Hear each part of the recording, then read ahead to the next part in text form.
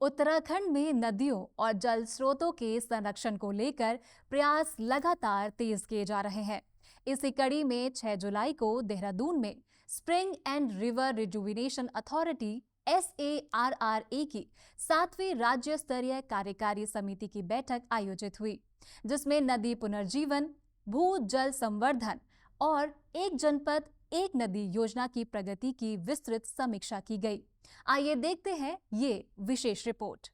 उत्तराखंड में नदियों और जल स्रोतों के संरक्षण को नई गति देने के लिए देहरादून में सारा spring and river rejuvenation authority की 7वीं राज्य स्तरीय कार्यकारी समिति की बैठक आयोजित हुई। जलागम सचिव दिलीप जावलकर की अध्यक्षता में हुई बैठक में नदी पुनर्जीवन, भू जल संवर्धन और एक जनपद एक नदी योजना की समीक्षा की गई। बैठक में बागेश्वर की गरुड़ गंगा और पौड़ी की पश्चिमी नयार नदी के विस्तृत परियोजना प्रस्ताव प्रस्तुत किए गए। करीब 60 करोड़ रुपए लागत वाली इन परियोजनाओं को राज्य स्तर से मंजूरी मिलने के बाद अब राष्ट्रीय स्तर पर स्वीकृति के लिए भेजा जाएगा।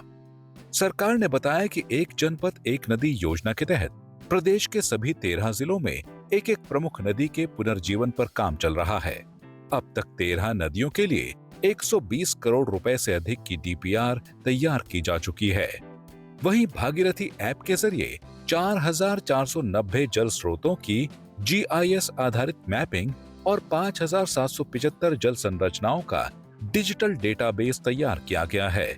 साथ ही 697 धारा नौलों की पहचान कर पहले चरण में 54 ऐतिहासिक और सांस्कृतिक महत्व वाले धारा नौलों के संरक्षण की कार्य योजना बनाई जा रही है। बैठक में हरिद्वार में 39 आर्टिफिशियल रिचार्ज शाफ्ट स्थापित करने के प्रस्ताव पर भी चर्चा हुई। वर्तमान वित्तीय वर्ष में सारा के माध्यम से प्रदेश भर में 86 परियोजनाओं पर कार्य जारी है।